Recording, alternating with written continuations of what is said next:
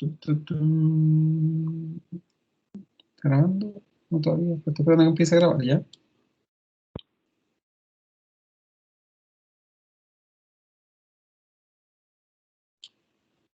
Ya. ¿Sí? Ya. Hola chicos y chicas, ¿cómo están? Espero que estén todos bien. Voy a empezar la clase ya. El resto se irá conectando a medida que llega. Eh, Hasta el momento, sí, lo que hemos visto han sido propiedades físicas. Sí, básicamente estas propiedades físicas eh, se hacen, un poco resumiendo lo que hemos visto, se hace a partir de una calicata. Una calicata es literalmente un hoyo que se hace en el suelo y donde se observa lo que pasa debajo del suelo, ¿sí? También se puede ver, como acá en la imagen, puede hacerse a través de un corte en el terreno. Si se dan cuenta, este suelo que está aquí, este cerrito que está cortado por la mitad, también permite ver parte de sus propiedades, los horizontes, el color, ¿sí? La profundidad hasta donde llegan las raíces, etcétera, etcétera. Y lo que vimos en la clase pasada, la última clase, ¿sí? Hablamos de que habían propiedades físicas, ¿sí? Que podían medirse, ¿sí? No sé si alguno vio el video de cómo se medía la densidad. Allá está en el ambiente de aprendizaje ya ese video. Si Sí, alguno lo vio profe, bien, yo sí. sí lo vi. Ya, súper. El resto recomiendo verlo un poco porque muchas veces el proceso mediante el cual se mide la densidad, explicarlo es más difícil que verlo, ¿sí? Entonces cuando uno lo ve dice, ah, esto se refería el profe, ah, esto se refería el profe del volumen del cilindro, ah, y ahí en el video queda bastante claro. Así que les recomiendo que lo vean, le echen una miradita, más que nada porque es un procedimiento técnico que esperamos, si mejora las condiciones sanitarias, que podamos realizar ese procedimiento allá en la sede, ¿ya? Esperamos. ¿Sí? Es un procedimiento que se hace relativamente rápido y es un procedimiento de laboratorio que es bueno que lo maneje. Y a partir de esos cálculos de densidad aparente y densidad real, yo podía también obtener otras cosas, que una era la humedad aprovechable, que básicamente es la humedad que hay dentro del suelo, ¿sí? Cuánta humedad hay en el suelo en el momento que se tomó esa muestra. Y el drenaje también lo conversamos y veíamos que el drenaje en verdad era la capacidad que tiene el suelo de, como dice su nombre, ¿sí? De dejar que pase agua. Entonces ahí tenemos la densidad real y la densidad aparente. Como digo, esta es la fórmula. No vamos a hacer cálculos con eso, se verán más adelante. Pero básicamente me permite identificar qué es cada cosa. Y a esto, cuando dice volumen del cilindro y volumen de agua desplazado, revisen el video, ¿sí? Ahí se lo explican bastante bien y además se ve a qué se refiere eso, ¿sí? La importancia de la densidad aparente, dijimos que esa es la que nosotros, cuando estamos trabajando en un suelo desde el punto de vista agrícola, es la que nos importa. Y nos decía, y lo que conversábamos era que importaba porque nos permite saber qué tan compactado está un suelo, ¿sí? Qué tan deteriorado está un suelo, si ese suelo, producto de la actividad agrícola que estoy haciendo sobre él, ese suelo se ha ido degradando, echando a perder o no, ¿sí? Y obviamente me permite saber si hay o no mucho espacio poroso, y además de eso me permite saber si las raíces de mis plantas van a crecer bien. Obviamente que si un suelo se empieza a compactar, empieza a perder su estructura, empieza a perder en los poros, el crecimiento de las plantas también va a ser menor. En el caso, por ejemplo, de un cultivo agrícola, no solamente el crecimiento va a ser menor, sino que los rendimientos, o sea, cuántos kilos de, no sé, de trigo produzco por hectárea, va a ser, va a disminuir. Y ahí hablábamos también que a partir de esto podíamos obtener la porosidad, ¿sí? Recuerden que los poros, acuérdense, básicamente el suelo es mitad sólido, mitad poros, y en los poros puede haber aire o agua. Mientras menos poros tenga un suelo, menos aire circula y menos agua retiene el suelo. Eso es súper importante. O sea, si yo veo un suelo un año, calculo la porosidad, y al otro año esa porosidad ha disminuido, es probable que ese suelo tenga problemas de retención de agua, y es probable que ese suelo tenga, a lo mejor, mis raíces van a empezar a ahogarse porque pierdo los poros, ¿sí? Entonces, ojo con eso. Muy importante la porosidad. O sea, uno muchas veces se concentra en la parte sólida del suelo, pero la parte aérea, o sea, la parte, digamos, porosa del suelo, recuerden que uno tiene que pensar que el suelo es una esponja, ¿sí? Entonces, la parte sólida eh, es importante, pero la parte no sólida del suelo es igual de importante. Hay que equilibrarlo. Entonces, se pierde uno, se pierde ese equilibrio que hay en el suelo, las plantas van a dejar de crecer o van a empezar a crecer mal. Ahí hablábamos del contenido de humedad, que básicamente yo podía medir cuánta agua había en la muestra que tomaba, ¿sí? Todo esto es el repaso de la clase pasada. Y después hablamos del drenaje, que básicamente decíamos que era cómo entra el agua al suelo, no solamente cómo entra de manera vertical, sino arriba en la superficie, si el agua se queda atorada o no, y que hay un montón, y que el drenaje, aparte de las propiedades físicas, también va a depender, por ejemplo, de la forma del suelo del terreno donde estoy, si está muy inclinado o no. Aquí se ve, miren, por ejemplo, lo que veíamos en este cuadro, ¿sí? Si mi suelo o el terreno donde estoy tiene una forma distinta, el agua se va a mover de forma distinta de manera superficial. Y eso tengo que considerarlo. Y acá abajo se hablaba de la infiltración, o sea, la velocidad con la que entra el agua al suelo. Y decíamos que en verdad, por ejemplo, en un suelo arenoso el agua entra súper rápido. Se encuentra, dice que entran de 25 a 50 milímetros por hora. Mucha, o sea, el agua entra rápidamente al suelo versus un suelo que tiene mucha arcilla, donde la velocidad de infiltración, o sea, la velocidad con la que entra el agua al suelo, es más lenta, fíjense, puede ser 1 milímetro por hora. O sea, fácilmente un suelo arenoso puede tener, estos son el 10%, estos son como 5000% veces la velocidad de 500%. 500%, sí, más, 500, o sea, el 5000% veces la velocidad de infiltración en un suelo arenoso es más alta que la de un suelo arcilloso. O sea, es mucha diferencia. No es ni siquiera el 500%, es el 5000%. Mucho, mucho, mucho, mucho. Es así de drástico, ¿sí? Si alguien quiere hacer la prueba, se compra 1 kilo de greda, se compra 1 kilo de arena, pone el kilo de arena no sé, en un balde, pone el kilo de arena en otro balde, le tira 1 litro de agua a cada uno y vea lo que pasa. Y se da cuenta que en el litro de arena el agua sigue de largo y en el litro de greda, que básicamente es arcilla, ¿sí? El agua se queda estancada en la superficie y le cuesta entrar. ¿Sí? Se puede ver así, así de simple. Entonces, todo esto es lo que hemos visto hasta el momento. ¿Sí? Profundidad efectiva, hasta dónde llegan las raíces. Textura, que básicamente me define un montón de cosas. Les recomiendo en general, si quedaron con dudas, que revisen la clase de textura, el video de la clase de textura. Creo que no lo he subido, no estoy seguro. No, creo que no lo he subido todavía. ¿Sí? Si pueden revisar esta grabación, si no, se lo subo al YouTube. El color, que me ayuda a ver principalmente estados de inundación o de sequedad del suelo. La estructura, que me explica cómo las partículas del suelo se agrupan entre sí. El tamaño de los poros, que hay poros chiquititos que retienen el agua y poros grandes por donde circula oxígeno y además los insectos que vivirán en el suelo. Pedregosidad, que es la cantidad de rocas que hay en el suelo. Obviamente que yo siempre espero que mi suelo tenga la menor cantidad de rocas posible. Densidad real y densidad aparente, ya lo expliqué, porcentaje de poro, humedad, drenaje, y hablamos algo de la humedad aprovechable. Para explicar la humedad aprovechable, esto es el porcentaje de humedad, y ahora vamos a hablar de la humedad aprovechable, que no es lo mismo, que es otra propiedad.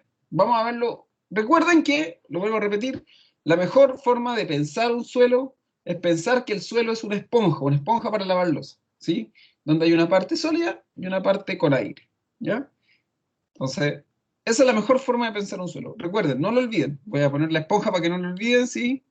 Esponja. Voy a poner una foto de una esponja para que lavar, ¿sí? Pero un poco a poner la foto de la esponja, ¿sí? Para que no lo olviden, ¿sí? Para que tengamos claro el suelo y no perdamos de vista lo que es. ¿Sí? En un segundo voy a poner la foto, porque si no se olvidan, y después me dice, pero profe, ¿cómo una esponja? No, es una esponja, ¿sí? Ahí está. De hecho, es súper parecido, y lo digo, la mejor manera de pensar el suelo es súper parecido, porque incluso tiene esta parte verde encima, que uno podría pensar que es el cultivo. Ahí tenemos una esponja. Entonces, todas las esponjas aquí no se notan tanto, pero tienen poros y tienen una parte aérea. ¿Sí? Y tienen una parte sólida, perdón.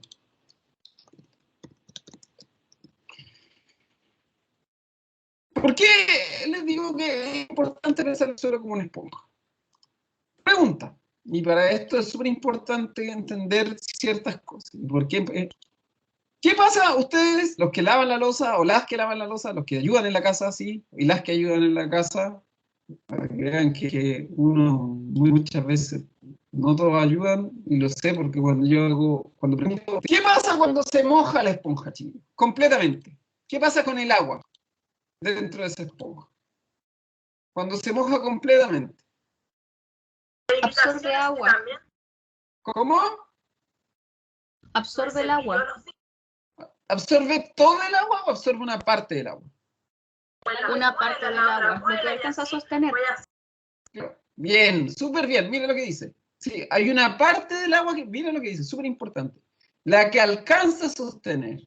Porque hay otra parte que la esponja no retiene, ¿cierto? Hay la esponja se moja, parte de esa esponja, parte de esa agua la retiene y otra parte no la retiene. Súper bien, súper bien. ¿Ven? Ahí yo sé ya que la Claudia ayuda en la casa, o por lo menos lava la loza en su casa, o es una persona que ayuda, simplemente. Pues yo ya sé que cuando vamos a clases presenciales puedo contar con la Claudia, puedo contar con el Alan. ¿Ven? El resto ya sé que no puedo contar porque no ayudan nomás. ¿Ven? Súper fácil ahí, yo como descarto gente. Y yo Entonces, la dueña de casa. más encima, pues estamos en otro lado, pues, entonces, ya sabemos. Es la dueña, es la doña. Entonces tenemos que en el suelo pasa lo mismo. Cuando yo riego un suelo, cuando el suelo se riega, cuando yo mojo mi suelo, pasa exactamente lo mismo, ¿sí? Pasa que al principio, cuando uno moja la esponja, o cuando mojo mi suelo, se va a mojar entera la esponja. O sea, la esponja va a estar llena de agua, pero no toda el agua que yo le tiro se retiene. Hay agua que se pierde. En el suelo pasa lo mismo, ¿sí? Yo voy a mojar mi suelo. Acuérdense que el suelo es una esponja, ¿sí? Igual que una esponja. Yo voy a mojar mi suelo, ¿sí? Se llena de agua todo el espacio poroso cuando riego. Todo. Se llena el espacio poroso, ¿sí? Se llena completamente de agua. Pero hay agua que por mucho que yo riegue y trate de ser preciso con el riego, pero hay agua que se pierde, ¿sí? Que es lo que se llama aquí, lo que dice el agua de gravedad. Entonces, ya en un riego o a veces una lluvia, todos los poros se llenan de agua. Vuelvan a pensar el ejemplo de la esponja, ¿sí? Se llenan todos los poros con agua, todos los poros con agua. Pero después, ¿sí? Parte de esa agua se pierde. Esta agua que se pierde en el suelo también se pierde. Y las plantas no pueden usarla. Se pierde nomás esa agua, ¿sí? Se pierde. Chao. No tengo cómo recuperarla. Este estado, yo digo que mi suelo está saturado. Cuando hablo de que un suelo está saturado, es que están todos los poros llenos de agua, todos los poros y entra al fondo esa esponja o ese suelo está lleno de agua, a la capacidad máxima que puede retener, pero también va a haber una cantidad de agua que se cae, se pierde. ¿Ya? Esa es la primera manera en la que puede estar el suelo después de un río. Lo primero que está es saturado, un suelo saturado, así se llama. Pero el suelo, la gran gracia es que no es tan, ¿cómo decirlo? El suelo tiene la característica de que hay una parte que la pierde, pero como decía ahí, hay otra parte que el suelo la guarda, o la retiene, ¿sí? La almacena. Y esa es una capacidad máxima de un suelo, ¿sí? O sea, no todos los suelos almacenan la misma cantidad ¿cómo se llama?, de agua. Entonces, en general, o esto se habla más que en general, esto en todos los suelos, 48 horas después de un riego, ¿sí? 2 días después de que yo riego, esta agua que está aquí en exceso, ya se va nomás. Pero el suelo sigue estando con agua, ¿sí? Y con suficiente agua. Básicamente, esto está determinado que son 48 horas después de un riego, ¿sí? Entonces pasan 48 horas, ¿sí? Dependiendo del suelo, pero por lo general sale de 48 horas. Esta agua de gravedad, que se llama esta agua extra, ya no cae más. En el caso de esto, una esponja, yo mojo la esponja, dejo que gotee, toda la esponja que gotee infinitamente, y después de que termina de gotear esa esponja, igual uno siente que la esponja está mojada, pero ya no gotea. Está mojada entera, pero ya no gotea. Al suelo le pasa lo mismo. El suelo va a estar mojado entero, pero ya no gotea. ¿Sí? Ese estado se llama, cuando yo hablo que es un suelo a capacidad de campo. ¿Sí? Se llama así. Yo hablo de un suelo que está a capacidad de campo. Cuando mi suelo está a capacidad de campo, es 48 horas después de un riego o de una lluvia, ¿sí? Un riego de una lluvia, y es la cantidad de agua que queda en el suelo 48 horas después de ese riego o lluvia. Cuando ya mi suelo dejó de gotear, ¿sí? Eso se llama la capacidad de campo. En ese momento, cuando el suelo llega a capacidad de campo y como mi suelo ya está en un estado estable, ¿sí? Como ya no hay, ya no está goteando, ¿sí? La planta puede absorber el agua del suelo sin problema, ¿sí? La planta va a sacar agua de ahí sin ningún problema, sin ningún problema. Saca y saca agua. Igual que uno cuando lava, ¿sí? Después de ese momento, ¿sí? Uno ya, como obviamente que pasa lo mismo, uno moja la esponja gotea un poco, y uno a veces no se pone a lavar mucho justamente porque se moja demasiado todo, ¿sí? Uno espera que gotee un poco la esponja y después se pone a lavar, ¿sí? En este caso, uno espera que gotee el suelo y después de eso las plantas empiezan a absorber agua. Entonces la planta está aquí, está en capacidad de campo, o sea, el suelo está ahí, está a capacidad de campo, las plantas empiezan a absorber agua. Absorben y absorben agua. Pregunta. Nuevamente, si quieren, Alan o Claudia pueden responder, si no, otra persona más que aquí que lave la loza, ¿sí? ¿Qué pasa con la esponja? Yo mojo mi esponja, ya dijimos, la esponja gotea, y después ya empiezo a lavar, a lavar, a lavar, a lavar, a lavar. ¿Qué pasa después de que yo lavo y no vuelvo a mojar la esponja? ¿Qué pasa con la esponja? ¿Cómo se siente la esponja? Llevo una hora lavando y no he vuelto a mojar la esponja. Miguel, Húmeda, ¿queda seca o uno la siente húmeda? queda húmeda, pero no sigue botando agua. Exacto, bien Estefanía, ¿sí? Queda húmeda, uno la siente húmeda, y uno se han dado cuenta que uno aprieta y aprieta la esponja y uno siente la humedad en la esponja, pero no bota más agua, ¿sí? Es así, uno aprieta la esponja, uno la siente súper húmeda y uno dice, pero si le queda agua a la esponja, ¿por qué no puedo seguir sacando agua? Javier, dime. No, profe, yo solo iba a decir como cuando uno va a limpiar un mueble o la mesa y lava la esponja, después la estruja hasta que ya no caiga nada más de agua y queda aún así muy húmeda la esponja como para poder limpiar la superficie. Exacto, exacto, eso mismo, el suelo pasa lo mismo, ¿sí? La planta empieza a sacar agua del suelo, saca y saca agua del suelo, se empieza a evaporar agua del suelo también, ¿sí? Se empieza a evaporar agua del suelo, ¿sí? Por el calor, las temperaturas, y el suelo va a estar húmedo.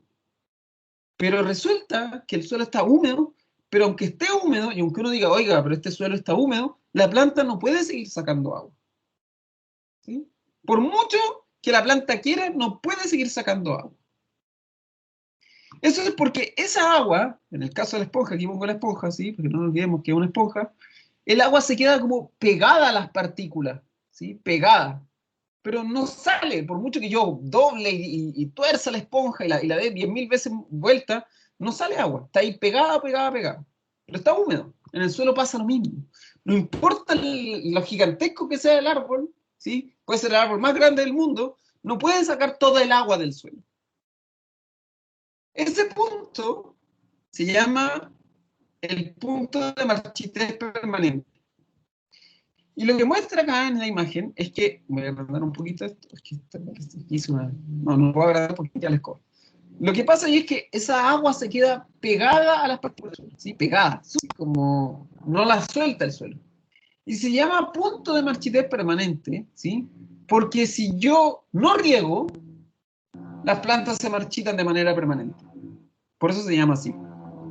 Punto de marchitez permanente porque es el punto, es el contenido de agua que hay en el suelo, en el cual si yo no riego y dejo una planta ahí, como la planta no puede seguir sacando agua del suelo, la planta se marchita y se marchita de manera permanente. Por eso se llama, tiene, el nombre lo dice, punto de marchitez permanente, ¿sí? Entonces, la planta ya haber sacado todo, ¿sí? El suelo evaporó todo, el suelo queda húmedo y la planta no puede seguir sacando y si yo la dejo hasta ahí, la planta se me muere. Se me muere nomás la planta. Así es simple. Esto es el clásico cuando uno se le olvida regar la planta. Se le olvida regar la planta ahí, la que tiene el velador, la que tiene no sé, pues, en el balcón, los que tienen balcón, los que tienen en el, ¿cómo se llama? En el closet, algunos deben tener planta. Por ahí es cuando la planta, digamos, se muere porque uno se le olvida regar. En el fondo, lo que pasa es que el suelo llega a un punto de marchitez permanente, el sustrato llega a un punto de marchitez permanente, y no importa que yo riegue después con 8.000 litros de agua, no, la planta ya se murió, ¿sí? Entonces, eso es como las tres maneras en las que está el agua en el suelo. Si esto yo lo veo en un gráfico, ¿sí? Uno ve esto. Este sí lo puedo agrandar, ¿sí? ¿Sí? Si yo veo un gráfico, veo esto, ¿sí? Donde se ve que mi suelo inicialmente va a estar así, acuérdense, saturado, esta agua se pierde, ¿sí? Y pues agua se pierde. Esta agua de gravedad, esta agua que cae, que se pierde, la planta no la ocupa, ¿sí? Se pierde nomás, acuérdense. Después el suelo deja de gotear, llego a capacidad de campo y a partir de eso empieza a bajar el nivel de agua en el suelo hasta que llego al punto de marchitez permanente. Esta agua de gravedad, esta agua que se pierde por gravedad o que gotea en la esponja, ¿sí? No se puede ocupar, se pierde. Y esta agua que está aquí pegada a las partículas de suelo tampoco se puede ocupar. No, el suelo no es capaz de, o sea, la planta no es capaz de ocupar. Entonces, si se dan cuenta, no importa lo bueno que sea mi riego, siempre voy a perder un poquito de agua, ¿sí?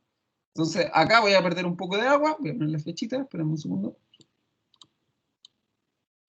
Voy a ponerla de otro color porque haya contraste. ¿Ya? Entonces, esta agua de acá se pierde, ¿sí? Esa agua que gotea se pierde, y esta agua que se queda pegada a las partículas de suelo se pierde, ¿sí? Entonces, el agua que puede ocupar el suelo, ¿sí? El agua que puede ocupar el suelo está entre la capacidad de campo y el punto de marchitez permanente. Toda el agua que está aquí entre medio, dentro de este cuadrado, es el agua que está, que se llama humedad aprovechable, es la humedad que puede aprovechar la planta, por eso se llama humedad aprovechable. Porque esta que está para acá arriba, la planta no la aprovecha, y esta que está de aquí para abajo, la planta no la aprovecha. Solamente va a aprovechar la que está entre la capacidad de campo y el punto de marchitez permanente, ¿sí? Todo lo que queda fuera de eso, la planta no es capaz de aprovecharlo. O sea, si esto fuera una esponja para lavar losa, esta es el agua que gotea, yo empiezo a lavar la losa aquí, ocupo la esponja, ocupo la esponja, lavo y lavo los platos, lavo los platos y ya sé que a este punto tengo que volver a mojar la esponja. ¿Sí? Aquí, tengo que volver a mojar la esponja para poder seguir lavando. En este caso, para que la planta siga creciendo. Y ahí se repite el ciclo, vuelve a subir, el suelo queda saturado y empieza a bajar todo de nuevo. ¿Sí?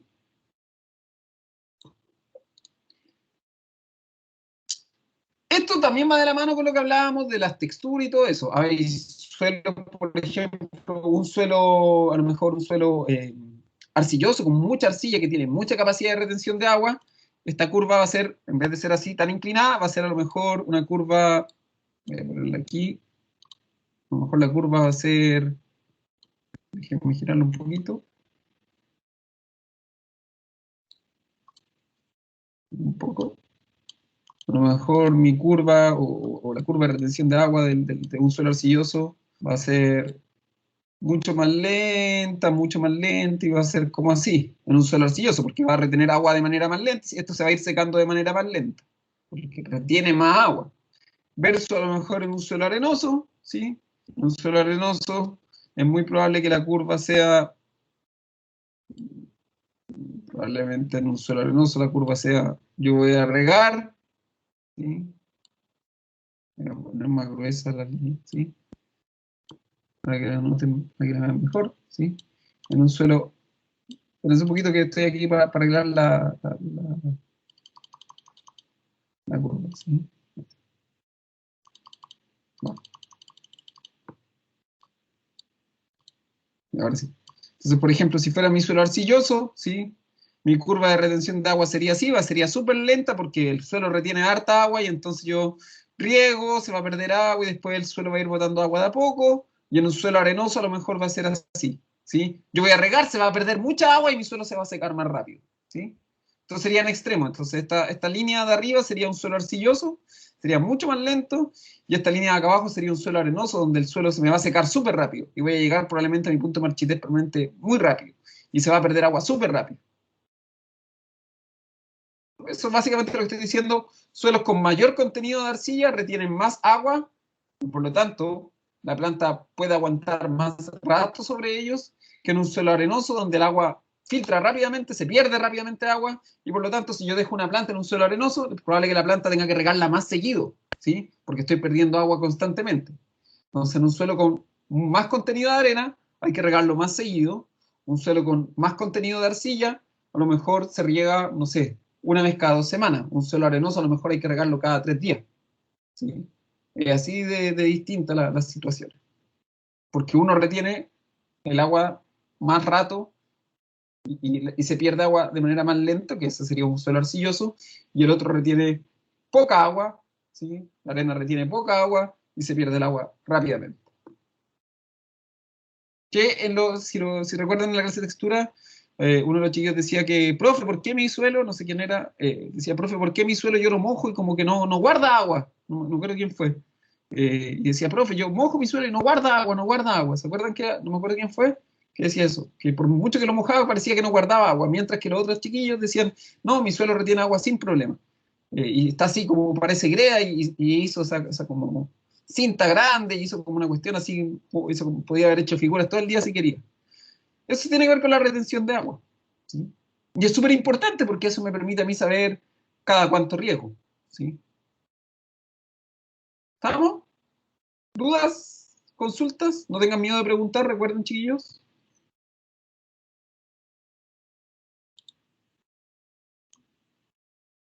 ¿Dudas?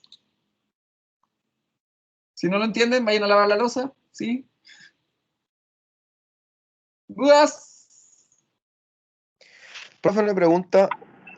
Para Dime. retener el agua, por ejemplo, en un suelo, imaginemos que es del sur, así que nunca ha sido alterado, ¿la arcilla es la que junta más el agua o qué material es el que más juntaría agua? La arcilla Absorbería. retiene agua, la arcilla te retiene agua, pero en el caso del sur además tú tienes, por ejemplo, ceniza volcánica, que también te ayuda a retener agua. Pero sí, las arcillas son las que te va a retener más agua. Mientras más arcilla tiene un suelo, más agua retiene. Ah, ya. Muchas Pero ojo, gracias. sí, pero ojo, que acuérdate que, por ejemplo, tú tenés 10 hectáreas en el sur, Nicolás, y tu suelo, tú no puedes, es que eso, y eso es lo complicado, y eso es lo que vamos a ver en la segunda unidad. Yo no puedo decir, ¿sabe qué? Profe, a mi suelo le falta agua, ¿qué hago? Yo no te voy a decir, mira, échale arcilla. No, no funciona así. Tú no le tendrías que echar kilos y millones de kilos de arcilla, ¿sí? Toneladas de arcilla. No es como que uno pueda arreglar eso. Uno tiene que, lo que yo les decía, uno generalmente no arregla los problemas, ciertos problemas del suelo no se arreglan, uno convive con ellos. Si me tengo un suelo que es arenoso o tengo un suelo franco arenoso, yo no digo, ¿cómo convierto este suelo en un suelo que me permita tener, no sé, palto, que riegue poco? No es que uno lo convierta, ¿sí? Uno dice, este es mi suelo franco arenoso o este es mi suelo arenoso, ¿qué puedo poner, qué cultivo puedo poner sobre este suelo? ¿Sí? Uno trabaja así, uno no parte, uno no dice yo quiero poner limones, ¿qué hago para que mi suelo me dé limones? No, uno dice, tengo mi suelo, ¿me sirve mi suelo para poner limones? ¿Me sirve mi suelo para poner el cultivo que yo quiero? Si no me sirve, ¿qué cultivo puedo poner en mi suelo? Uno parte así, uno no parte del cultivo, uno parte del suelo. Uno dice, esto es el suelo, esto es lo que me da mi suelo, y esto yo puedo hacer en este suelo, ¿sí? Yo no puedo decir, tener una idea fija, voy a poner limones. No, porque si tu suelo no te da para limones, no te da nomás. Y uno no puede hacer magia. Uno vive con el suelo. El suelo, modificar el suelo o hacer que mi suelo retenga más agua o retenga menos agua o que tenga menos arena, no se puede hacer eso. No, tendrías que echar toneladas y toneladas de arcilla o toneladas y toneladas de arena para arreglar algún problema. Y al final se te va toda la plata en eso. Y no es así. ¿Sí? Acuérdate de eso, Nicolás. O sea, Vale, no es, profe. ¿sí? Así uno Gracias. no, sí, de nada. No, hay que tener ojo con eso, ¿ya? Entonces, ¿sí? Estamos ahí. Chiquillos, tengo que pasar las propiedades químicas ahora. Tómense hasta las 11:30, ¿sí? Porque después voy a ir un poquito, para que absorban esta información, porque como de ahí cambiamos de tipo de propiedad y se cambian de la manera en que se miden y todo eso, tómense hasta las 11:30, un break, ¿sí? 11:30, y después volvemos y pasamos las propiedades químicas, ¿ya? Hasta las 11:30. ¿Ok? Bacán, Acá. profe, sí, sí, Ya. ok. Hasta las 11:30. Gracias. Ya, voy a parar la cámara y dejen la grabación corriendo nomás. Ya, Nos hasta las 11:30. vemos. Nos vemos.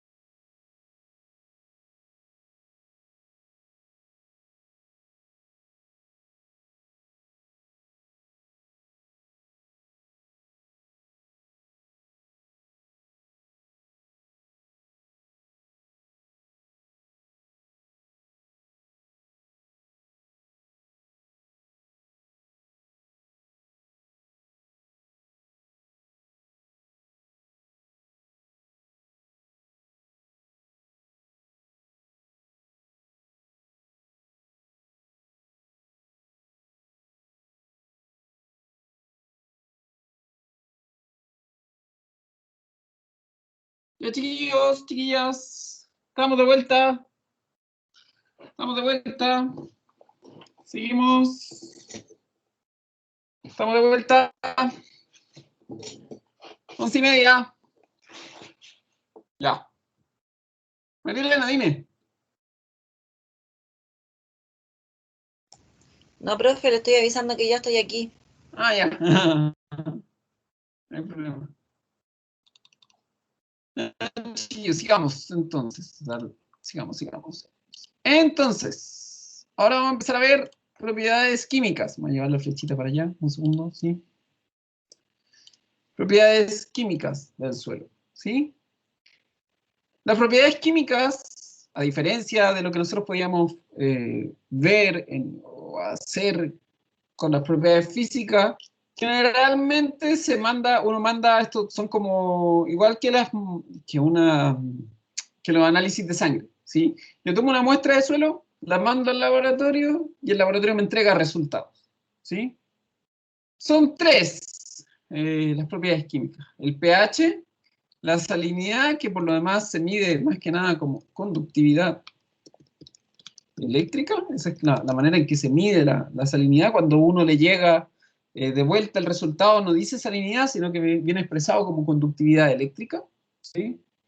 Y capacidad de intercambio catiónico. Son esas tres las propiedades químicas. Con esas tres propiedades químicas, yo puedo entender qué tan fértil es mi suelo. Es decir, entendiendo la fertilidad como la capacidad que tiene el suelo de entregarle nutrientes a las plantas. Eso es la fertilidad. Vuelvo a repetirlo, la fertilidad es la capacidad del suelo de entregarle nutrientes a la planta. O sea, hay suelos que son más fértiles que otros, ¿sí? Y eso uno lo sabe de acuerdo a estas tres propiedades.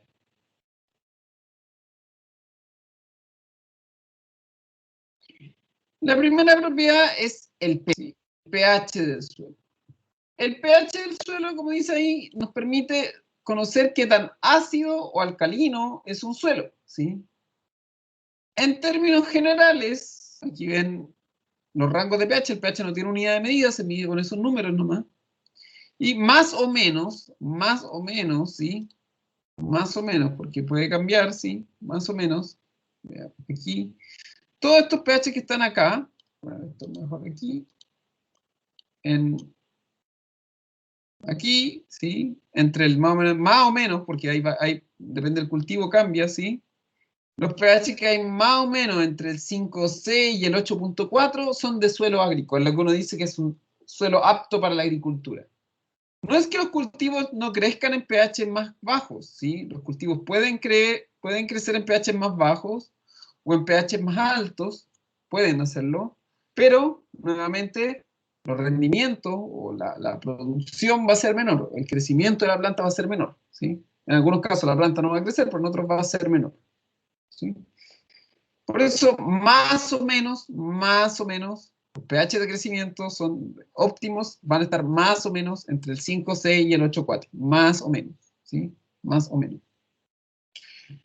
Aquí a la derecha algunos rangos, por ejemplo, el manzano crece relativamente bien entre pH 5,3 a 6,7, igual que la uva de mesa. El tomate va a crecer más o menos bien entre pH 5,8 a 7,2, igual que la lechuga, ¿sí? Ahí tengo rangos de pH. Generalmente los cultivos tienen rangos de pH a los que crecen bien, ¿sí? A veces crecen un poquito bien hacia más arriba, a veces un poquito bien hacia más abajo. Estos son los óptimos, ¿sí? El óptimo, ¿sí? O sea, donde quiere decir eso que el mejor crecimiento o el mayor crecimiento de mi cultivo va a estar entre 5,8 y 7,2. Sobre esos valores o bajo esos valores puede que no puede que los rendimientos van a ser más bajos, ¿sí? Entonces depende mucho del cultivo. Generalmente uno tiene que ver el cultivo y ver a qué pH o los rangos de pH a los que se desarrolla bien mi cultivo, ¿sí? O sea, yo veo el suelo, me va a decir, su suelo tiene pH no sé cuánto, tiene un número determinado, y yo puedo ver si el cultivo o lo que yo quiero crece dentro de ese pH. Pero el pH no es solamente importante porque me permite saber si mi cultivo crece ahí o no. El pH es súper importante porque el pH, ¿sí?, me dice qué nutrientes o si un nutriente va a estar disponible o no para la planta. Voy a agrandar esto para que lo vean mejor. Este cuadrito que está acá, se dan cuenta, tiene un montón de nutrientes. Dice nitrógeno, fósforo, potasio, todas estas cosas las plantas las necesitan. Todas, todas, todas. Azufre, calcio, magnesio, hierro, manganeso, boro, cobre, zinc, molibdeno, etcétera, etcétera. Y si se dan cuenta, cada una de estas franjas de colores es más ancha o más delgada. En algunos lados más ancha al centro, en otros más ancha hacia la izquierda, en otros más ancha hacia la derecha. ¿Qué quiere decir esto? Por ejemplo, el nitrógeno. Nitrógeno. ¿Qué quiere decir esto? Si se dan cuenta, entre pH 6, ¿sí?, está el 6, ¿sí?, pH 6, estamos viendo solamente el nitrógeno, y pH 8, solamente estamos viendo el nitrógeno y pH 8, el ancho de esta franja es bastante grueso, ¿sí? Es grueso. Bajo pH 6 disminuye y sobre pH 8 disminuye. ¿Qué quiere decir eso? Que entre pH 6 y pH 8 el nitrógeno va a estar siempre disponible para la planta. O sea, si una planta necesita nitrógeno y el pH de mi suelo está entre 6 y 8, esa planta puede absorber sin problema el nitrógeno. Sin embargo, sobre pH 8, ¿sí?, o bajo pH 6, quiere decir que a la planta le va, aunque yo tenga millones y millones de kilos de nitrógeno, la planta no va a poder absorberlo porque lo que muestra esto es la disponibilidad. O sea, el nitrógeno no va a estar disponible para la planta. No importa la cantidad de nitrógeno. Mientras más alto sea el pH, ¿sí? Mientras más alto sea el pH, ¿sí?, menos disponible. Por ejemplo, el potasio da lo mismo. Sobre 6, mientras mi pH se mantenga sobre 6, el pH de mi suelo esté siempre sobre 6, el potasio siempre se va a encontrar disponible. Bajo 6, no. Pero resulta que esto sería fácil, porque digo, pero profe, si se da cuenta, casi todos los nutrientes entre 6 y 8 están disponibles. No, no están así. Fíjense el fósforo. El fósforo, miren, está recién como a pH 6.5 está disponible, después a pH 7.5 deja de estar disponible y después de nuevo en pH sobre 8.5 vuelve a estar disponible. ¿Se dan cuenta que mientras más flaco, menos disponible? Entonces está no, después sí, después no, y después sí. El hierro, por ejemplo, que se producen bastantes deficiencias de hierro, por ejemplo, en algunos cultivos. Fíjense que está súper disponible a pH 4, pero eso es mega ácido, un suelo súper ácido. Y en suelos de pH neutro, que es el 7, el hierro no va a estar muy disponible para la planta. Entonces es difícil porque no todos tienen los mismos rangos de disponibilidad, ¿sí? Cambian. Manganeso, boro, generalmente voy a tener problemas, a lo mejor de hierro, voy a tener problemas de manganeso, a lo mejor puedo tener problemas del cobre, del zinc, etcétera, etcétera. Entonces, es difícil, ¿sí? Obviamente que lo ideal, porque ahí están casi todos, es tener pH entre 6 y 8, es lo ideal, pero aún así puedo tener problemas. Por eso es importante el pH, importante, no importante, el pH. Porque el pH, vuelvo a repetirlo, me dice si alguno de los nutrientes que necesita mi planta va a estar disponible o no. Joaquín. Quería preguntar si es que para la hidroponía el rango de estos nutrientes es lo mismo. Sí, es lo mismo. Es lo mismo. O sea, la diferencia es que tú tienes que medir el pH del agua. Ah, ok, sí. Pero es lo mismo, sí, tú tienes que mantener los rangos de pH de todas maneras, de ejemplo del agua, de manera neutra. Y el punto es que, y ahí se complica la hidroponía, y eso lo vamos a ver en la unidad más adelante, que es de fertilización. Lo difícil es alcanzar el equilibrio con los nutrientes que tú le vas echando al agua, de que no se te cambie el pH. ¿Sí? Porque los fertilizantes o los químicos que uno le echa para las plantas para que crezcan pueden cambiarme el pH del suelo. Entonces ahí es cuando se complica la situación. De hecho, muchos fertilizantes, que no son lo mismo que los químicos que uno le echa a las plantas para las plagas, el fertilizante es para el suelo, ¿sí? Muchos de esos químicos a veces eh, me acidifican el suelo, ¿sí? O por el contrario, me lo alcalinizan. Entonces ahí lo difícil es alcanzar el equilibrio. Me quedó claro. Profe, y la otra pregunta, que igual Dale, hermano. las temperaturas hacen que varíe el pH. No, no, la temperatura en general no, no. La temperatura no hace que varíe el pH. No, no, el agua puede estar muy fría o muy caliente, pero no, el pH no varía. No.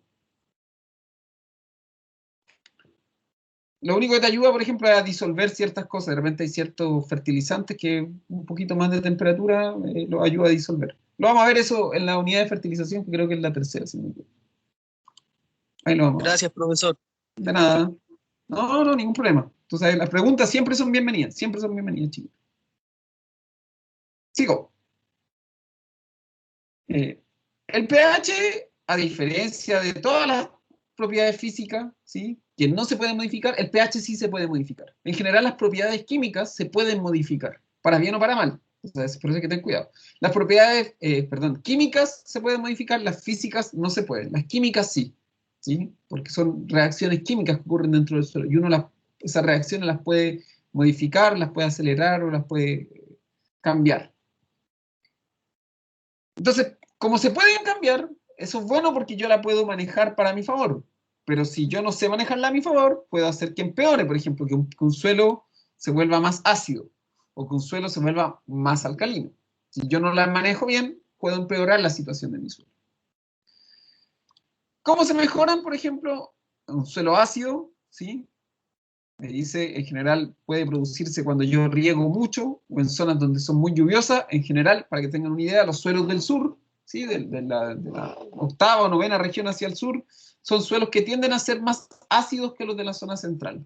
O sea, Temuco, Valdivia, toda esa zona tienen suelos más ácidos porque llueve mucho. Mientras más llueva, más ácido es el suelo, ¿sí? Y al revés, mientras menos llueva, más alcalino es mi suelo, ¿sí? Entonces, en Chile en general, los suelos del norte son súper alcalinos, zona central son suelos de pH intermedio, y los suelos de la zona sur son suelos muy ácidos. Eso es como en general el comportamiento del pH a lo largo de Chile, ¿sí? Entonces, un suelo ácido se puede arreglar, por ejemplo, con aplicaciones de cal. Voy a ponerle aquí la aplicación de cal. ¿Cómo se hace? Esto lo vamos a ver con más detalle más adelante, pero se lo voy a mostrar aquí.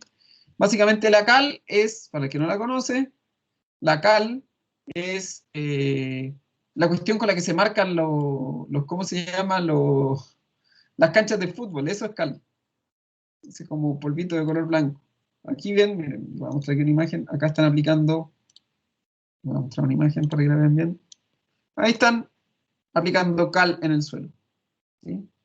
Probablemente este suelo era muy ácido y el caballero decidió aplicar cal, ¿sí? Y eso se mezcla con el suelo. Y eso hace que el pH suba, que ya no esté tan ácido, sino que suba, ¿sí?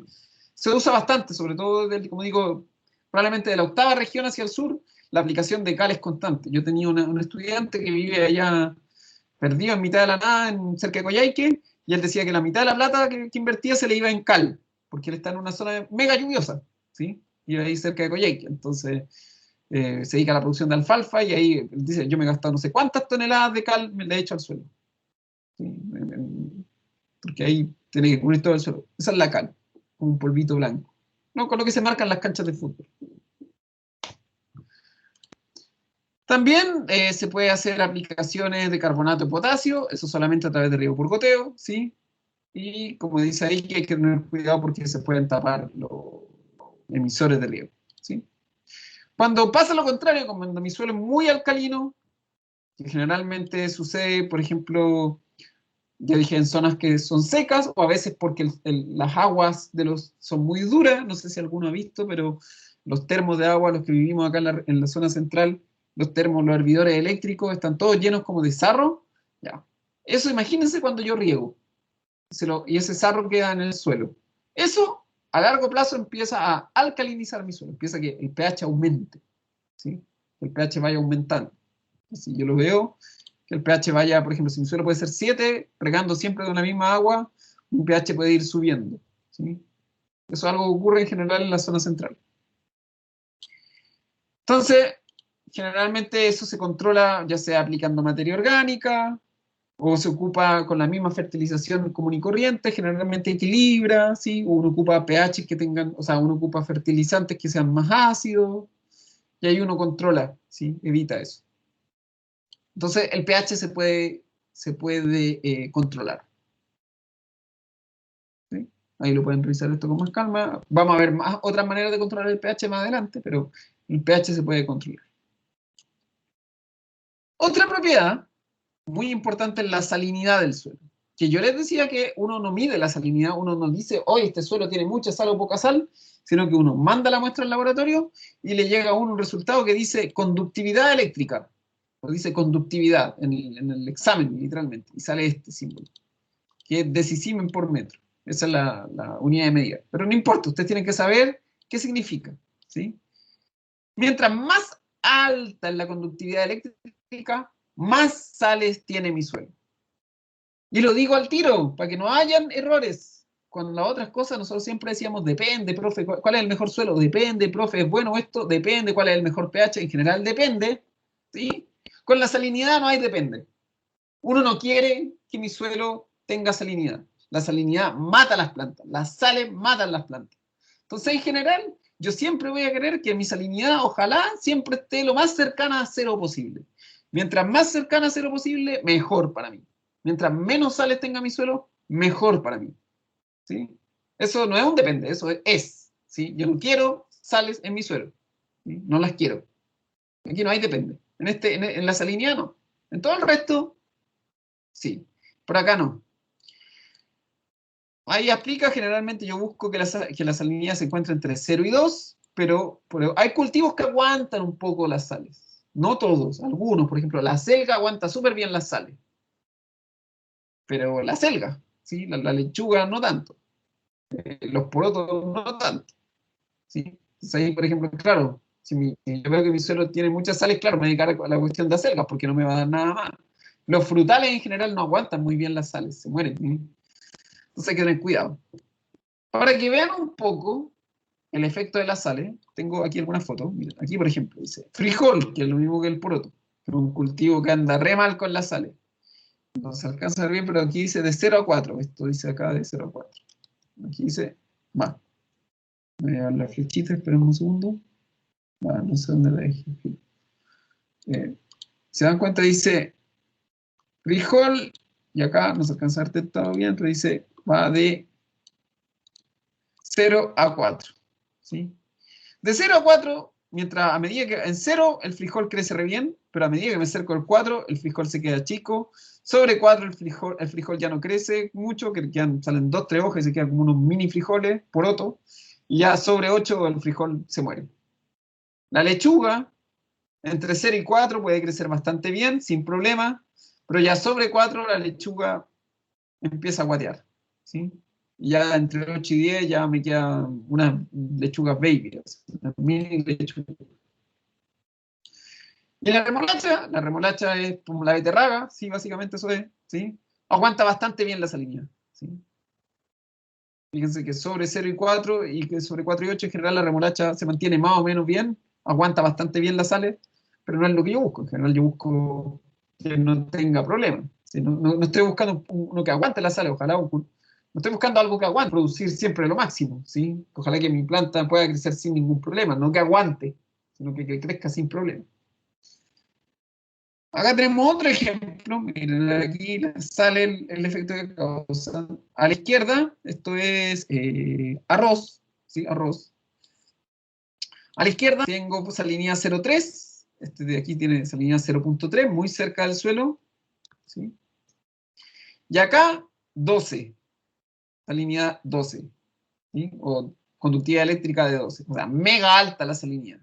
O sea, va creciendo la salinidad desde lo más bajo a lo más alto. Y fíjense, aquí crece sin problema el arroz y a medida que aumenta la salinidad, fíjense, como la planta va perdiendo hojas, como la planta va quedando chiquitita, la cantidad de raíces que genera la planta cada vez es menor, a medida que aumenta la salinidad. Aquí hay un ejemplo claro de por qué la salinidad es mala, un ejemplo súper gráfico de por qué la salinidad es mala, ¿sí? Yo no quiero salinidad, vuelvo a repetir, no es un depende. No quiero sales en mi suelo, ¿sí? No lo quiero. Entonces tenemos aquí el arroz súper mega sensible. Fíjense, aquí está cercano a cero, vuelvo a repetirlo, y aquí va aumentando la salinidad, y fíjense el tamaño de la planta, cómo empieza a quedarse cada vez más chica, más chica, más chica, más chica, más chica, más chica. Y pues, obviamente que esto significa que la planta cada vez produce menos. Otro ejemplo acá, miren acá, voy a ponerlo aquí. Acá arriba, sí, esto es a la izquierda. Estas dos hojas es sin sal, ¿sí? Sin sal. Y acá con sal, ¿sí? Bastante, altas concentraciones de sal a la derecha, baja concentración de sal a la izquierda. A los 7 días, el control está re bien, fíjense, la planta está completamente normal, pero cuando tengo estrés salino, que es lo que dice ahí, que tengo estrés de sales, ya la planta empieza a guatear, fíjense. Fíjense cómo empieza a ponerse amarilla.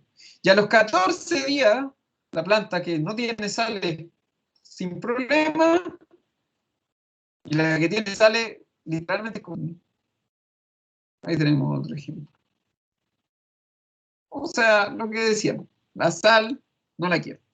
Ejemplo acá a la derecha, raíces. ¿Sí? Raíces. ¿Sí? A la derecha, las raíces de una planta que crece sin problema.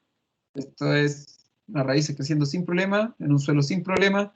Y a la izquierda, no es la mejor imagen, pero y a la izquierda son raíces creciendo en un suelo salino. ¿Sí?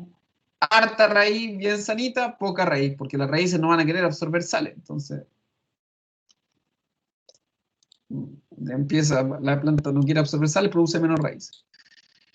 La sal, como dice ahí, produce un montón de problemas de toxicidad, hace además que la sal hace que entren otras sustancias tóxicas a la planta empieza a intoxicarse, o sea, queda la escoba, los nutrientes no entran a la planta, no, queda la escoba con la sal. Como dice ahí, queda una escoba más o menos grande, ¿sí? Se van a generar problemas de nutrición, la planta se muere finalmente. Eso es lo que quiero decir, ¿sí? No quiero sales porque las plantas se mueren.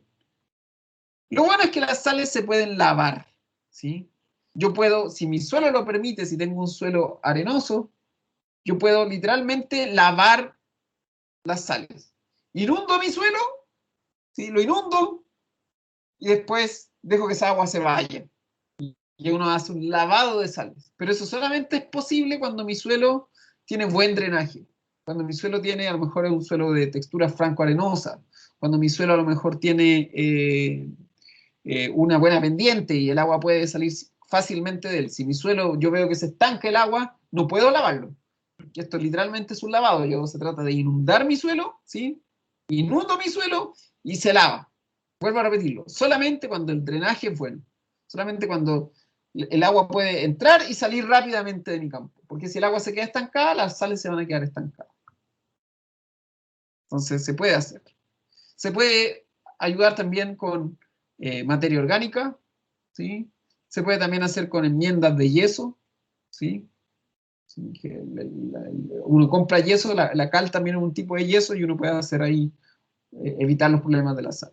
O disminuir los problemas. No los voy a borrar, pero puedo disminuir los problemas. Entonces ahí está, sales. Vuelvo a repetirlo, uno no quiere sal. Ojalá que siempre cuando yo me llegue mi análisis, uno esto lo manda, ¿sí? Que siempre esté entre 0 y 2. Y lo último es la capacidad de intercambio catiónico. Tiene un nombre medio pomposo, tiene un nombre así medio raro, y es un poco difícil explicarlo. Pero se los voy a explicar. Ya.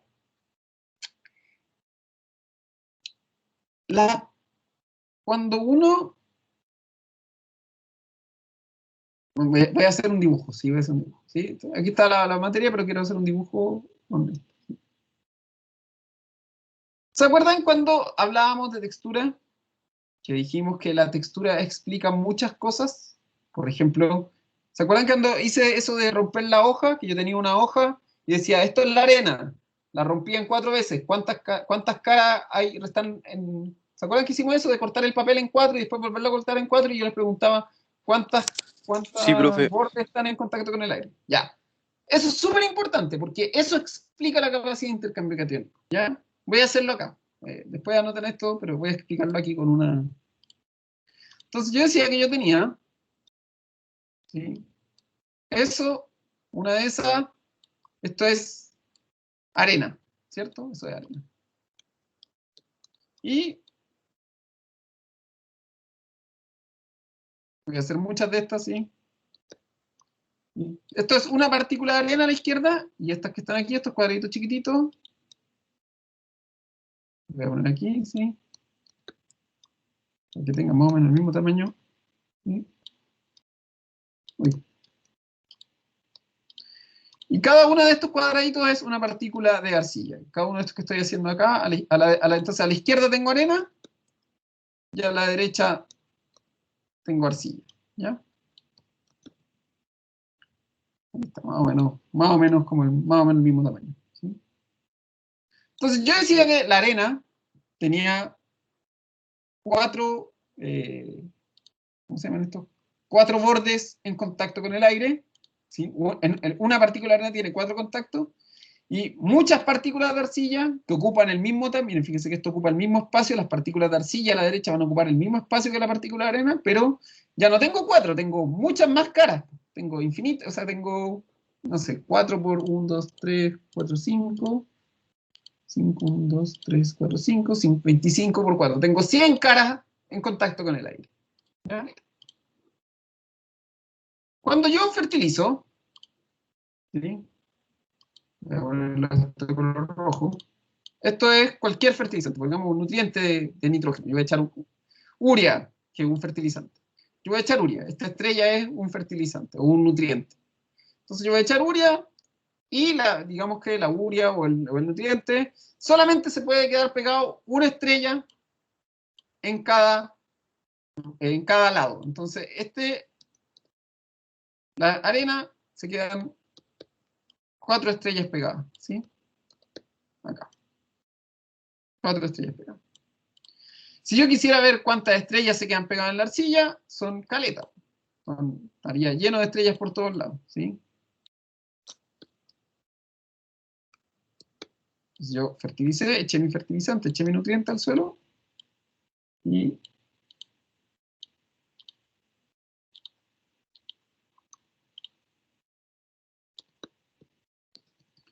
ahora tengo muchos nutrientes, ¿cierto? Todos esos están todos pegados con el fertilizante. ¿Ya? ¿Qué quiere decir esto? Cuando yo echo mi fertilizante al suelo, ¿sí? El fertilizante se queda pegado a las partículas. Pregunta: cuando yo fertilizo un suelo arenoso o cuando yo fertilizo un suelo arcilloso, ¿en cuál de los dos va a haber más fertilizante pegado a las partículas de suelo? En el En un arcilloso. suelo arcilloso. En el suelo arcilloso. Bien, bien. Bien. O sea, un suelo arcilloso puede guardar más fertilizante, puede guardar más nutrientes, porque tiene más cargas disponibles. Las guarda, ¿sí?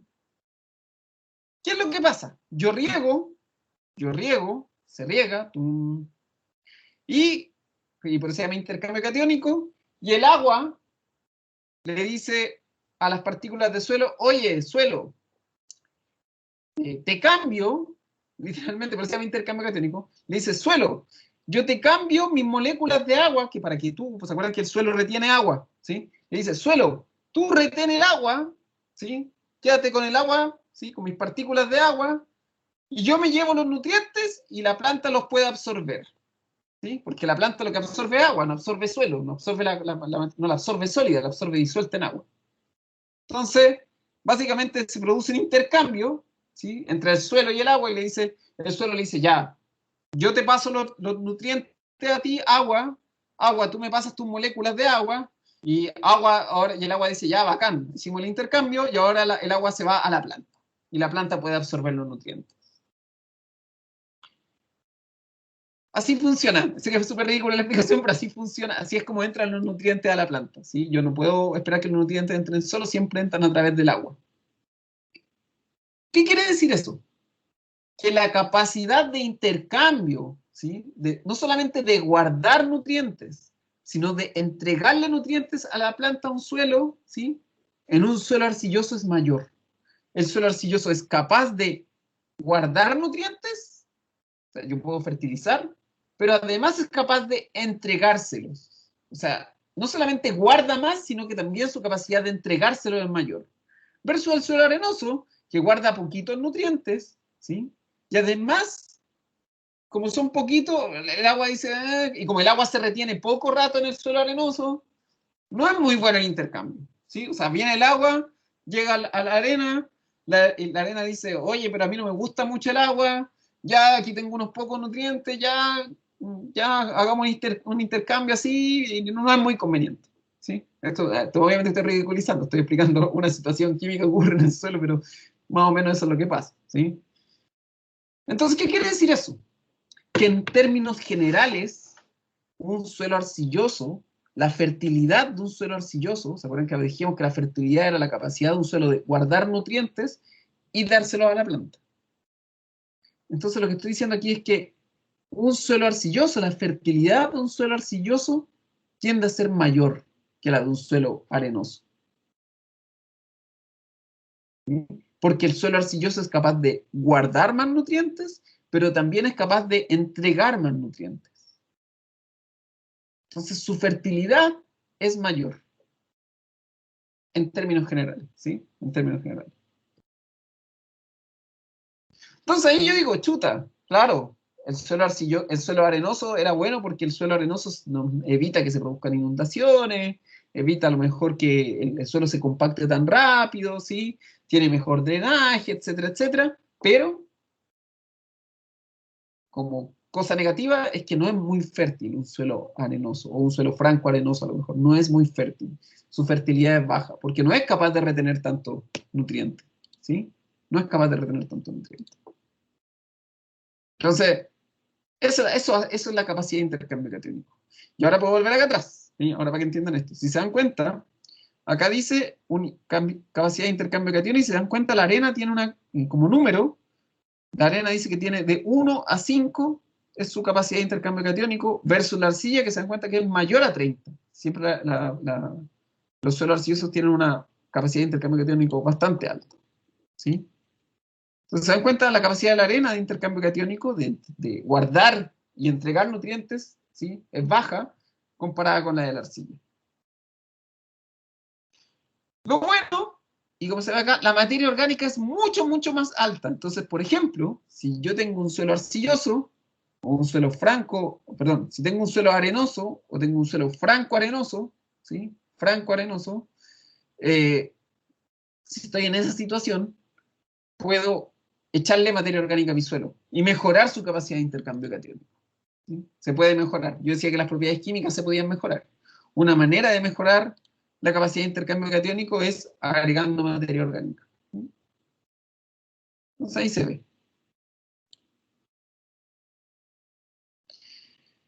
Pero nada es tan simple. Acá hay un ejemplo de esto que decimos. Pero, ojo, no es tan simple como uno cree.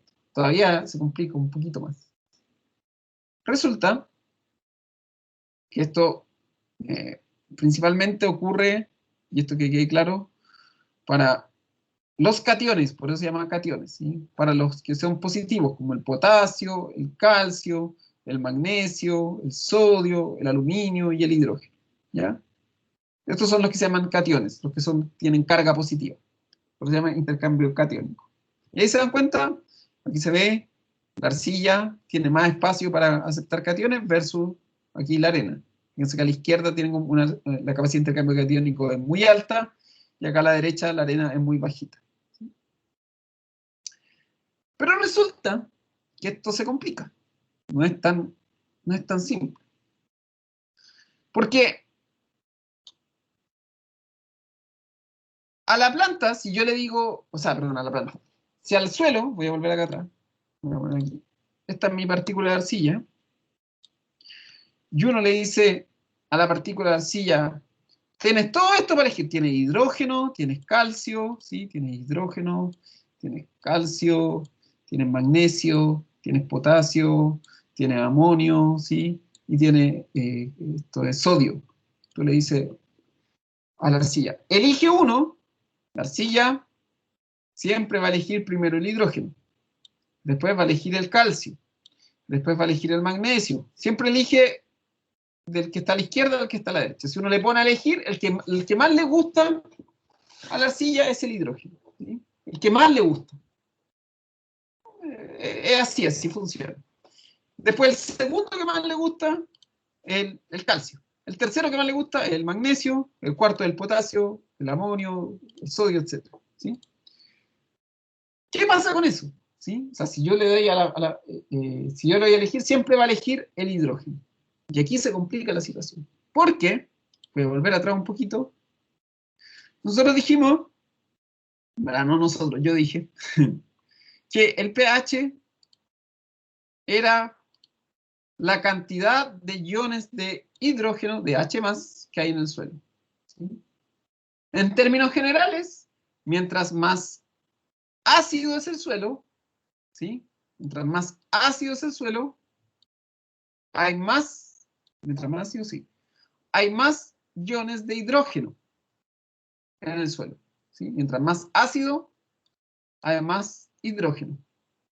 Mientras más ácido, hay más hidrógeno. Eso hace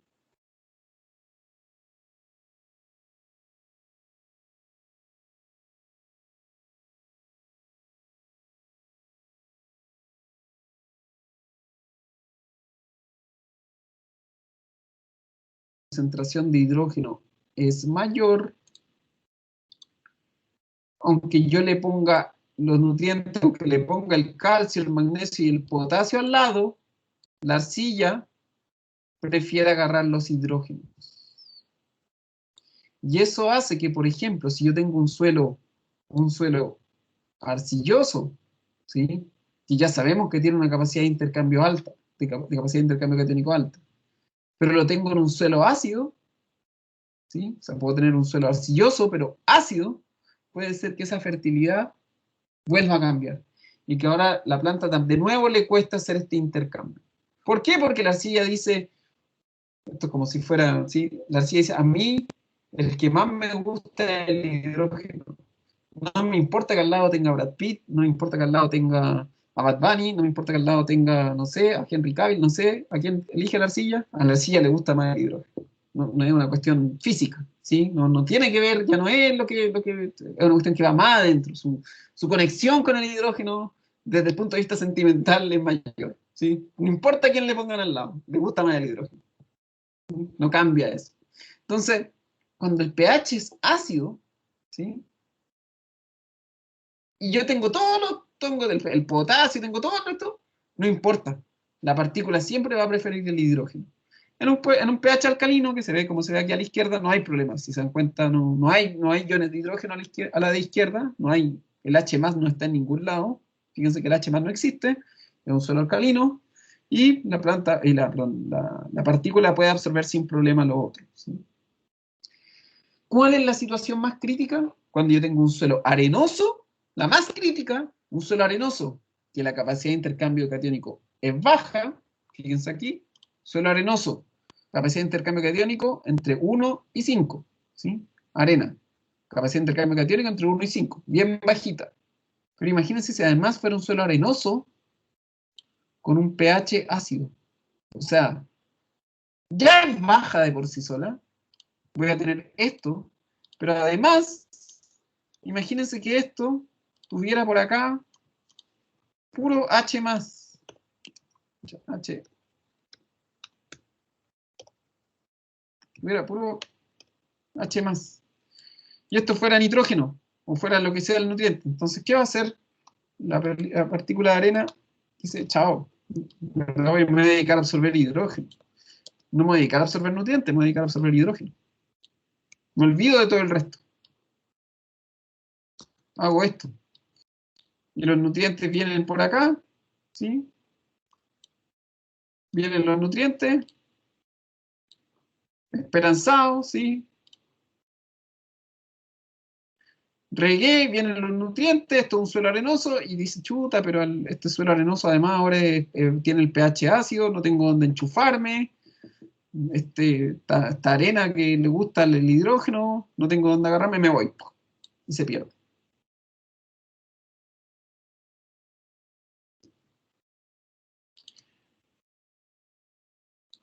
Queda más o menos claro. Sé que es un poco ridículo el ejemplo, pero no, esto es súper difícil de entenderlo. ¿Sí? Créanme que yo cada vez que tengo que pasar capacidad de intercambio técnico tengo que leerlo 10 veces porque es difícil explicarlo. Profesor, ¿es la compatibilidad de cada pH, de cada suelo? Uh-huh. ¿Cómo? ¿Cuál es la pregunta, perdón, María Elena? ¿Es la compatibilidad del suelo con los nutrientes según el pH? No solo el pH, sino es como, a ver, por un lado está el pH que es importante, pero también importa qué partículas hay en el suelo. O sea, la situación ideal es que tu suelo tenga, ojalá, un alto contenido de arcilla, porque a la arcilla le gusta, tienen más lugares de donde agarrarse los nutrientes, y que ojalá tu pH sea neutro o alcalino, porque ahí no hay hidrógeno. O sea, lo que tú buscas siempre es una alta capacidad de intercambio catiónico. ¿Quién te da la mayor capacidad de intercambio catiónico? Un suelo arcilloso o un suelo con materia orgánica, pero además, una alta capacidad de intercambio catiónico te la da también un suelo alcalino, como se ve acá, ¿sí? O neutro, ¿sí? Un suelo alcalino o neutro, ¿sí? Esas son las que te dan la mayor capacidad de intercambio catiónico. La mayor retención de nutrientes, pero también la mayor entrega de nutrientes. ¿Sí? Recuerda que el suelo guarda los nutrientes y los entrega. Eso es la fertilidad. ¿Sí? Guardar y entregar nutrientes. Pero la peor situación sería un suelo ácido y un suelo con mucha arena, porque eso quiere decir que ese suelo no es capaz de retener muchos nutrientes, y además de que no es capaz de retener muchos nutrientes, lo que va a preferir agarrar va a ser siempre el hidrógeno, porque en general el hidrógeno es el que más le gusta a las partículas de suelo, no importa que sea arena, no importa que sea arcilla, el que más le gusta es el hidrógeno. ¿Y en qué suelos hay harto hidrógeno? En los suelos ácidos. ¿Sí? Entonces, ojo con eso, ¿sí? Una cosa es, perdón la expresión, ¿sí? Una cosa es que, ya voy a ponerme como ejemplo a mí, no voy a poner como ejemplo a ninguno de ustedes. Una cosa es que, imagínense que yo tuviera 10 brazos, ¿sí? Yo sería la arcilla, ¿sí? Tengo 10 brazos. Y con cada brazo, perdón, no soy así, pero no molestar a nadie. Y en cada brazo pudiera tener una mujer distinta, ¿ya? Entonces, eso sería mi suelo con alta capacidad de intercambio catiónico, ¿sí? En cada brazo una mujer distinta. Pero eso es una cosa. Y en ese caso, la que tiene más brazos es la arcilla, ¿sí? La que tiene más brazos es la arcilla. Eso es una cosa. Pero la otra cosa es que yo digo, yo tengo mi polola y yo digo, tengo 10 brazos, ¿sí? Pero mi polola está acá atrás, está trabajando, ¿sí? Pero mi polola es la única que yo voy a elegir, ¿sí? Mi polola es la única que yo voy a elegir. Entonces, y a mí que me pongan las modelos acá, yo siempre voy a elegir a mi polola, porque no importa que tenga 10 brazos, voy a elegir siempre a mi polola, ¿sí? Y aunque tenga aquí muchas mujeres distintas, siempre voy a elegir a mi polola, ¿sí? Y eso es lo del pH, ¿sí? O sea, en este caso mi polola sería el hidrógeno, ¿sí? Mi polola sería el hidrógeno. Entonces, una cosa es... Es eso, profe, que usted es pH ácido. Sí, claro, claro, es así. Sí. Por eso digo, la situación más winner sería que yo tuviera 10 brazos y en cada brazo 10 mujeres distintas y yo no estuviera pololeando. Pues eso sería como la situación más winner y eso sería la situación, un suelo alcalino con un suelo arcilloso. ¿Sí? Eso sería la situación más winner. Bueno, en el suelo sería, la situación más winner por un suelo sería tener altos contenidos de arcilla y un pH alcalino, un pH neutro. ¿Sí? Porque ahí no hay tanto hidrógeno.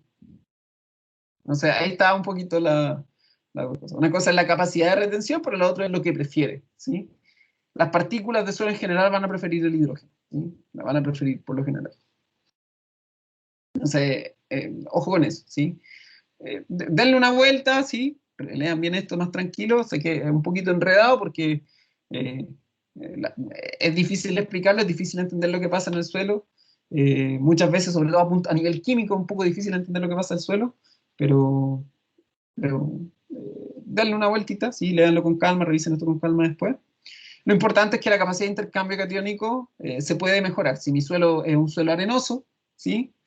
Yo puedo echarle materia orgánica, ¿sí? Puedo echarle materia orgánica. Y la materia orgánica mejora la capacidad de intercambio catiónico. O sea, un suelo que es poco fértil, en general, se mejora con la materia orgánica. La materia orgánica hace que la fertilidad de mi suelo aumente, que la capacidad de retener nutrientes y entregárselo a la planta aumente. ¿Sí? Eso hace la materia orgánica. Fíjense que la capacidad de intercambio catiónico de la materia orgánica es súper alta, 200 a 400. O sea, si yo veo que mi suelo es poco fértil, o que cuando yo mando a hacer mi análisis de suelo está bastante bajo, puede ser baja, pero yo me fijo en la cantidad de materia orgánica que tiene mi suelo. Eso sería, chiquillos, por hoy. ¿Sí? La próxima clase, aquí está el spoiler de la próxima clase, vamos a trabajar en esto. ¿Sí? Vamos a trabajar con esto, que es más o menos de lo que se va a tratar la primera evaluación. ¿Sí? Vamos a ver esto que básicamente se trata de un ejercicio tipo. ¿Sí? Se dan cuenta que hay un análisis de suelo y aquí está el ejercicio tipo. ¿Sí? Si alguien quiere leerlo, guardarlo, todo eso, por eso ya está arreglado. ¿Sí? En esto vamos a trabajar la próxima clase, en estas dos cosas. ¿Sí? En entender cómo, junto todo, que es lo difícil. ¿Sí? Básicamente en cómo yo tomo una decisión. ¿Sí? Y qué se hace. ¿Sí? Para que vean que no es tan simple. ¿Sí? Por eso vamos a trabajar en una clase entera de esto. ¿Ya? Eso sería por hoy, chiquillos. Estamos. Gracias, Bacán, profe. profe, muchas gracias por la clase. De nada, que estén todos muy bien, cuídense. Gracias, profe. Muchas gracias. Ah, nos Gracias, vemos. profe. Cuídate. Chao, Chao, chao. profe, que profe, esté bien. gracias. Chao.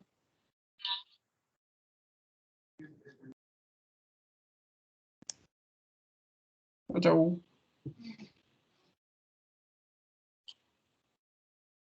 Chao, profe. Chao.